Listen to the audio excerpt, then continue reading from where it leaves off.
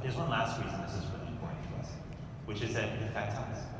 You know, depending again on the studies you look at, loneliness is either just as common or in fact more common among physicians compared to the general population. And we are talking a lot these days about burnout in our profession and about the incredible strength of practicing medicine in the current era.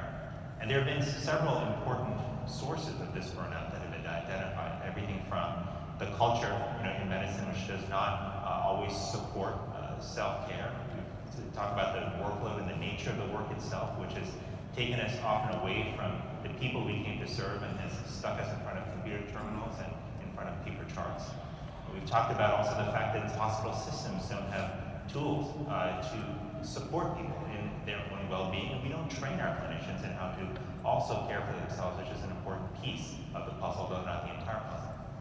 But I think the other major contributors that we don't talk about as much are I think of as the moral gap, if you will, that we experience in medicine now, that gap between the ideals that brought us to the profession and what we're actually living out. I don't know any doctor who entered medicine, in order to chart. I don't know any doctor who came into medicine to say, I really want to, click on as many buttons as possible to order that chest X-ray. People came because they wanted to relieve suffering. They wanted to build relationships with patients. And they wanted to feel like they were contributing to society in a meaningful way. And the more that gap grows, the less energy we have to actually bring to the workplace. So that to me is incredibly important. But this disconnection also between doctors and the people around them, the loneliness that we experience in our profession as well, is really important here. We think sometimes that a cause is enough to motivate people. A cause is not enough to motivate people in the long run. In the world of organizing, we always used to say, people come to the table for the cause, but they stay for the people, right? We need to be connected and feel a sense of community in order to sustain our energy, our motivation, and really the quality of work that we do. And that's why I think that as we think about how to build a profession that can better serve patients and better serve all of us, we have to also focus on how we rebuild a sense of community, a sense of not just a community where people are around each other, but where they actually know each other, where they take care of each other, where they look out for each other. The last thing I'll share on this is a simple exercise that we used to do, actually, when I would serve as Surgeon General.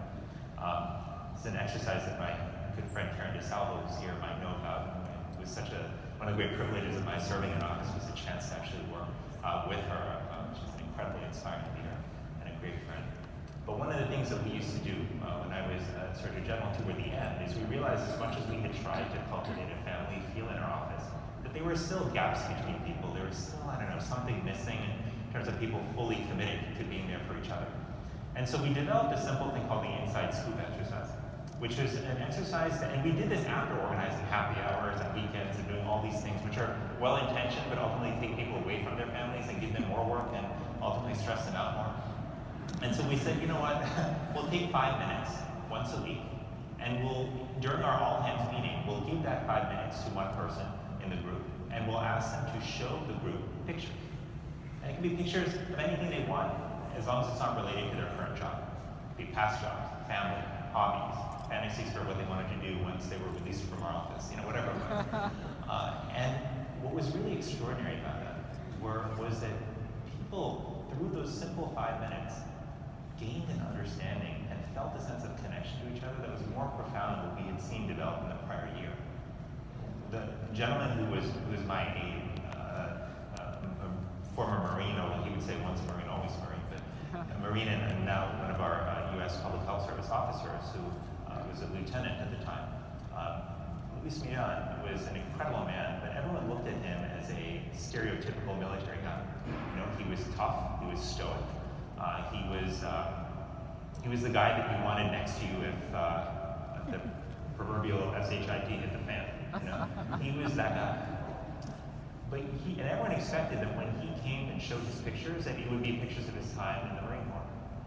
That's not all what he brought. He brought in pictures of his mother. And he told us that at the times of greatest hardship in the Marine Corps, when he was sent on deployments where he wasn't sure if he was even going to come back alive, when he felt that fear welling up inside, the person he thought of was his mother. Because when he was being raised, they went through extraordinary hardship, financial and otherwise. And she was always their pillar of strength. She was the one who showed him what it's like to be strong and to be true to the people he loved.